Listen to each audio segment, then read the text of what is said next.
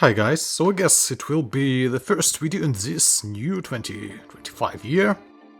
And yes, there were some additional New Year and Christmas discounts in local shops, so I decided to purchase this kit. One more kit, oh yes, and we just recently reviewed new MiniArt catalog for this year.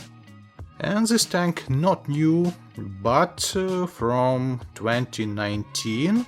It is still fresh kit, it is highly detailed and full box of details and different useful stuff. Also totally 8 painting options, and that's great. It isn't interior kit version, but it is still a lot of work needed to build this kit. Inside the box, big pack with grey details, envelope with metallic details, decals, transparent parts and so on. Instruction, of course, here. So a lot of details in the box, I said, and I think more than 1000 or even more details, but it is due to separate track links. Look how many details for them, but in the same moment these details not too much complicated and they should be workable after you assemble them. And it's kinda sandwich assembling system, well, if such a system exists. And I think work with these caterpillars would be okay and not too much boring, not too much difficult, like some kids have. Next pack of details is also identical because of rollers and suspension system, so a lot of repetitive work here. The suspension system I think would be static, but rollers could be assembled in workable condition, at least partially. Rollers have markings on the rubber parts. Details looks really cool, well, as usual, MiniArt kits. Well, I guess due to a huge number of variation of this kit, some of details were massively reused for all that kits, so some of them have casting artifacts, excess of plastic somewhere, but I think it can be easily sanded, everything, and it would be everything okay, I guess. All that modifications of this tank have some differences in markings, in details. I choose this Grand Mk.1 because I can paint it according to El Alamein Battle, one of the tanks under Monty's command.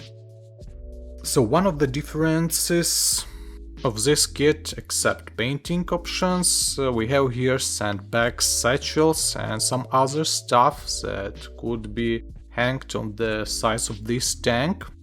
Not all kits from this series with Grand Lee tanks have them, but I think these bags could be purchased as a separate kit.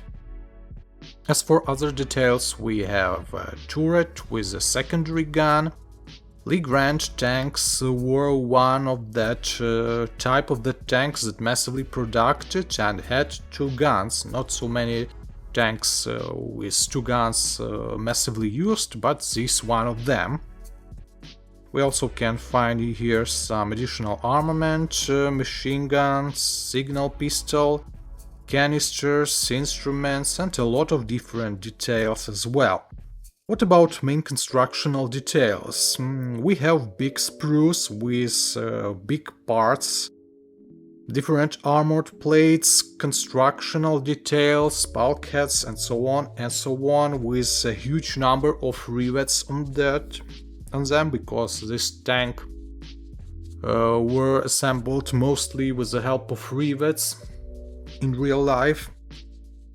And all these details detailed in the same way from the both sides, because some of the versions of this kit have interior, the whole interior, crew compartment, engine and transmission sections. That kit's more expensive and have twice more details, well, if we not count track links, Model itself big, it's a medium tank, but it's high, with a turret, with a spawn zone, with the main gun.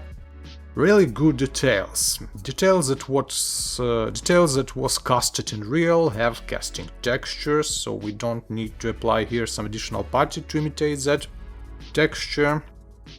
Different serial numbers and casting marks presented here. The assembling here should be on a good level, as all MiniArt kits, or most of MiniArt kits have. By the way, as for armament, all guns casted as a single pieces or almost as a single pieces, so no annoying two-sided gluing process here.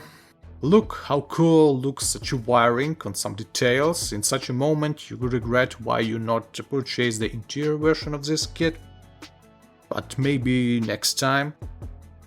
Well, from previous experience, somewhere it is still needed sanding works, but it's not would be a big problem. Okay, what about other details? Envelope with fine metallic stuff, grills and other useful details, different handlers, which we definitely use in our kit. This metal comfortable in work, also transparent details for headlights, triplexes and some other details. And finally decals. We have here totally 8 variations which we can use according to instruction. And I already have some thoughts which one painting option we can use for this kit. So we can check what information and painting options gives us this instruction, this assembling guide. It's printed on a glossy paper. All 8 painting options represents M3 Grant Mark 1 in British service for 1942-1943. So we have here African campaign, amongst them Egypt, Battle of El Alamein, also we have Near and Middle East units. So the most popular variation here is, I think, for El Alamein battle.